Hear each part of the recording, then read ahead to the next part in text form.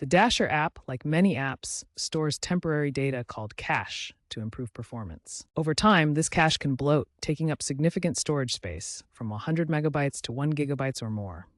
This can lead to app crashes, slow loading times, and general performance issues. Since iOS doesn't have a built-in clear cache button for individual apps, you need to use workarounds to free up space and fix these problems.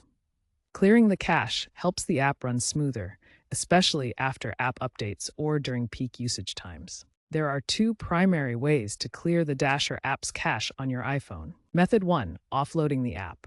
Go to Settings, then General, then iPhone Storage, and find the Dasher app. Tap Offload App.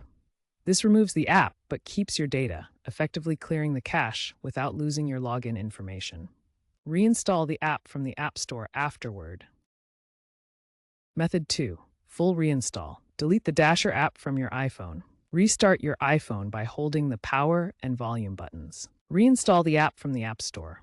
This completely wipes the cache, but you'll need to log in again.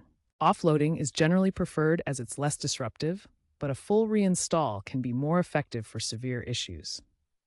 Make sure you have iCloud backup on to restore data if necessary. Regularly clearing your cache, especially after app updates, helps maintain optimal app performance.